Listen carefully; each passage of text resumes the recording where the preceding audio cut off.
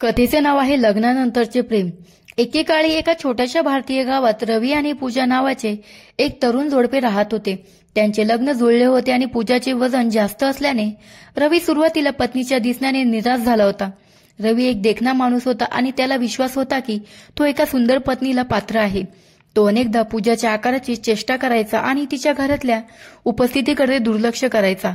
इतकं सगळं असूनही पूजाने तिच्या पतीबद्दल कधीही तक्रार किंवा कटुता व्यक्त केली नाही। ती शांत राहिली आणि रवीची काळजी घेत राहिली, त्याचे आवडते जेवण बनवत राहिली आणि घर नेहमी स्वच्छ आणि नीटनेटके राहील याची काळजी घेत असे। तिचा दयाळू आणि सौम्य स्वभाव शेजारच्यांच्या लक्षात आला, ज्यांनी तिच्या संयम आणि प्रेमळ वागण्याबद्दल तिचे कौतुक केले। एके दिवशी रवीचे मित्र त्याच्या घरी पार्टीसाठी आले।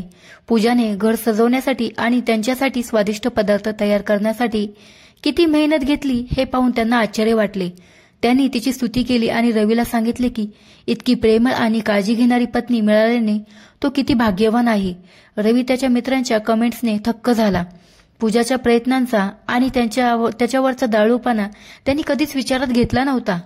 अचानक त्याच्यावर असे घडले की त्याने तिच्या शारीरिक स्वरूपावर खूप लक्ष केंद्रित केले होते आणि तिच्या आंतरिक सौंदर्याकडे पूर्णपणे दुर्लक्ष केले होते। जसजशी संध्याकाळ होत गेली तसतशी रवी पूजाकडे ओढला गेला। तिचे हसणे, तिचे दयाळू शब्द आणि सर्वांना आरामदायक वाटण्याची तिची तयारी त्याच्या लक्षात आली।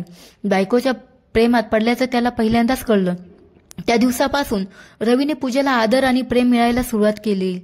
त्याने तिची चेष्टा करणे बंद केले आणि त्याऐवजी तिच्या स्वयंपाकाची, तिच्या दयाळूपणाची आणि तिच्या आंतरिक सौंदर्याची प्रशंसा केली। आपल्या पतीच्या वागण्यात झालेला बदल पाहून पूजाला आनंद झाला आणि त्याने त्याच्या प्रेमाची आणि आपुलकीची प्रतिक्रिया दिली। जसजसा वेळ निघून गेला तसतसे रवी आणि पूजाचे प्रेम अधिक घट्ट होत गेले। ते त्याच्या प्रेम नातेसंबंधासाठी चर्चेत आले आणि त्यांची कहाणी अनेक तरुण जोडप्यांसाठी प्रेरणादायक ठरली। रवीच्या लक्षात आले की लग्नात फक्त शारीरिक दिसणेच महत्वाचे नसते, त्याच्या पत्नीकडे असलेले आंतरिक सौंदर्य आणि दयाळूपणा हे महत्वाचे होते। सरतेशेवटी रवी आणि पूजा हे सदैव आनंदाने जगले। त्यांनी सिद्ध केले की लग्नानंतरचे प्रेम शक्य आहे आणि खरे प्रेम केवळ शारीरिक स्वरूपापुरतेच मर्यादित नसते। त्यांचे प्रेम वाढत असताना रवीने त्याच्या जीवनशैलीत काही बदल करण्याचे ठरवले। तो रोज संध्याकाळी पूजासोबत फिरायला जाऊ लागला आणि तिला काही हलक्या व्यायामात सामील होण्यासाठी प्रोत्साहित करू लागला। एकत्र ते एक निरोगी जीवनशैली जगू लागले, ज्यामुळे पूजाचे वजन कमी होण्यास मदतच झाली नाही तर ते एकमेकांच्या जवळ आले।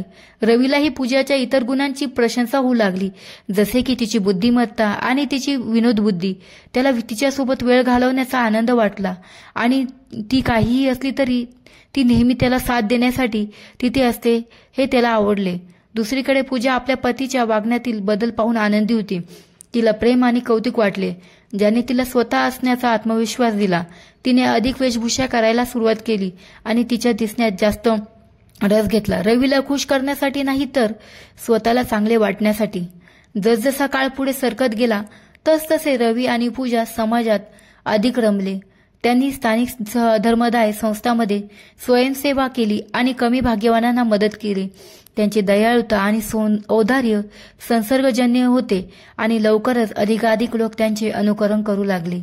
एके दिवशी रवीला त्याच्या एका मित्राने संपर्क केला, ज्याला त्याच्या लग्नात अडचणी येत होत्या। त्याच्या मित्राने त्याच्यावर विश्वास ठेवला आणि त्याला सांगितले की त्याला आपल्या पत्नीचे स्वरूप स्वीकारण्यास त्रास होत आहे। रवीने त्याला स्वतःचा अनुभव घेतला, त्याच्या मित्रांसोबत शेअर केला आणि त्याला शारीरिक स्वरूपाच्या पलीकडे पाहण्याचा आणि पत्नीच्या आंतरिक सौंदर्यावर लक्ष केंद्रित करण्याचा सल्ला दिला।